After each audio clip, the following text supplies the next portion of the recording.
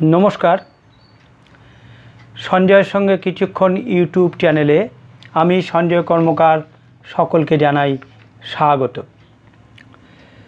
आरेकटी प्रतिवेदन करब बोले এই ভিডিওটি করছি। ইতিমধ্যেই আমি বেশ কয়েকটি ভিডিও করেছি। সকলের কাছে এটাই আমার বলার যে আমার ভিডিওগুলি দেখুন, লাইক করুন, সাবস্ক্রাইব করুন এবং আপনারা মতামত প্রদান করুন আমার ভিডিওগুলো দেখে। ইতিমধ্যে ভোট প্রচার ধীরে ধীরে তার উত্তাপ বাড়াচ্ছে, তীব্রতা বাড়ছে। মডেল কোড অফ কন্ডাক্ট চালু হয়ে গেছে নির্বাচন কমিশনের নির্দেশে। দুদিন পরেই মনোনয়ন পেশ শুরু হয়ে যাবে।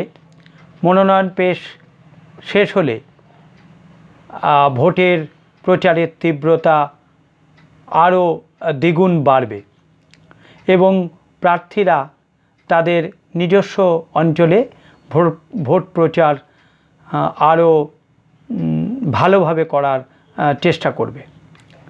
তবে নির্বাচন কমিশন এবারে প্রথম থেকেই বলে আসছে যে এবারের পশ্চিমবঙ্গের নির্বাচন অবাধ, সুষ্ঠু, নির্বিঘ্নে ও শান্তিপূর্ণভাবে তারা করার জন্য যথোপযুক্ত ব্যবস্থা নেবে এবং সে ব্যাপারে তারা যথেষ্ট আন্তরিক আছে এবং তাদের এ ব্যাপারে সুচিন্তিত ভাবনাও আছে।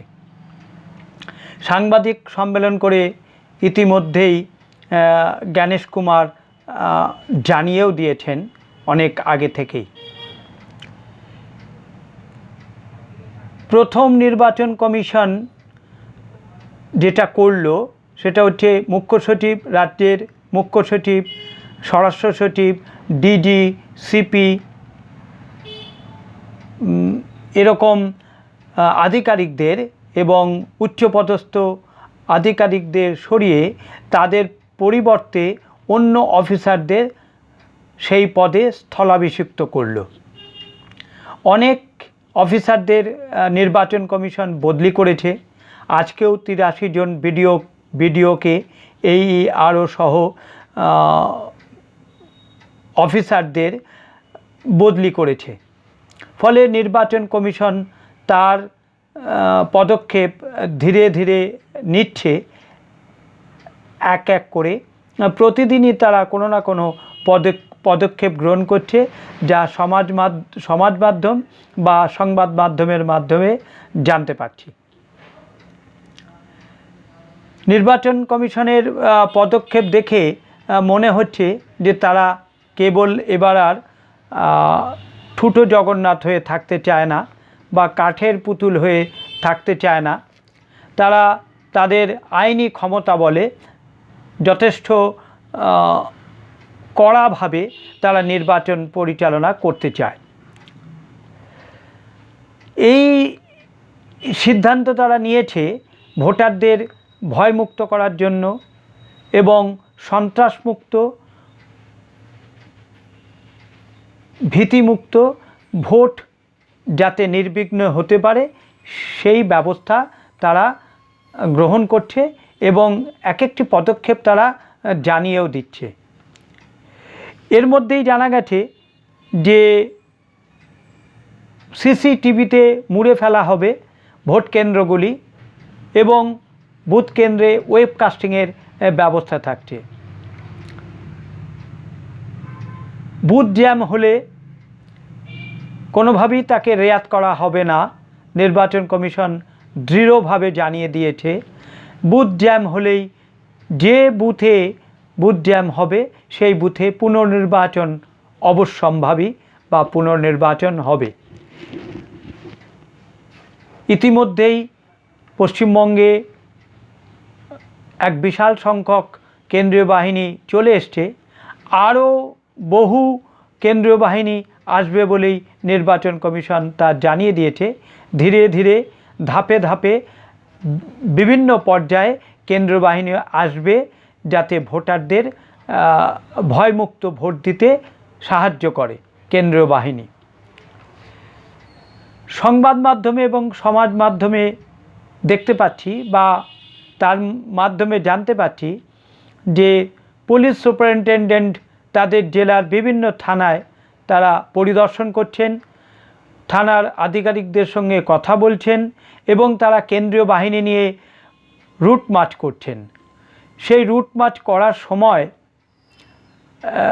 ভোটারদের সঙ্গে তারা কথা বলছেন, সরাসরি সাধারণ ভোটারদের সঙ্গে কথা বলে তাদেরকে সাহস যোগাচ্ছেন, তাদেরকে ভয়মুক্ত করার এবং ভীতিমুক্ত করার তারা প্রয়াস চালাচ্ছেন। তারা পরামর্শ দিচ্ছেন বুথ কেন্দ্রে গিয়ে নির্বিঘ্নে নিশ্চিন্তে ভোট দেওয়ার জন্য। কেউ যাতে কোনোভাবে ভয় না পায় এটা দেখার দায়িত্ব কেন্দ্রীয় বাহিনী এবং পুলিশ প্রশাসনের। তবে পুলিশ প্রশাসনের হাতে সব ক্ষমতা থাকবে কিনা সেটা এখনই বলা যাচ্ছে না। কেন্দ্রীয় বাহিনী দিয়েই নির্বাচন কমিশন তার ভোট সুষ্ঠুভাবে এবং নির্বিঘ্নে সুসম্পন্ন করার লক্ষ্যে এগিয়ে চলেছে। কারণ আজকেই নির্বাচন কমিশন একটি নির্দেশ দিয়েছে যে কোনো সিভিক ভলেন্টিয়ার কোনো নির্বাচনী কেন্দ্রে থাকতে পারবে না, কোনো বুথে থাকতে পারবে না, কোনো ভোট কেন্দ্রে থাকতে পারবে না। শুধু তাই নয়, নির্বাচনী কোনো কাজেও সিভিক ভলেন্টিয়াররা থাকতে পারবে না।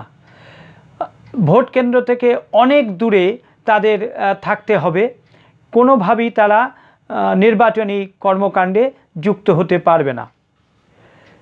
এইভাবে নির্বাচন কমিশন ধীরে ধীরে তার কড়া পদক্ষেপের মাধ্যমে মানুষকে আশ্বস্ত করছে, ভোটারদের আশ্বস্ত করছে যে পশ্চিমবঙ্গে নির্বিঘ্নে নিশ্চিন্তে ভোট হবে। এবারের ভোট বিভিন্ন রাজনৈতিক দল এই ব্যাপারে তাদের মতামত জানাচ্ছে।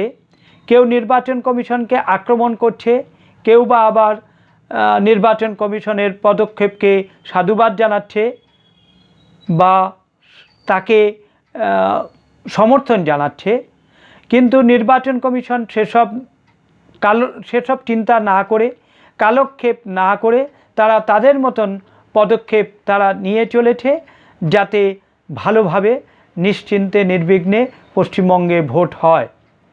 আমরা প্রতি বছর দেখেছি বা প্রতি ভোটগুলোতেই দেখেছি পশ্চিমবঙ্গে এক ভয়ঙ্কর অশান্তি হয়, বুথ জ্যাম হয়, ছাপ্পা ভোট হয়, মানুষদের বা ভোটারদের ভয়ভীতি দেখানো হয়, প্রভাব খাটানো হয়, প্রলোভন দেখানো হয়, যার ফলে প্রকৃত চিত্র নির্বাচনের পাওয়া যায় না।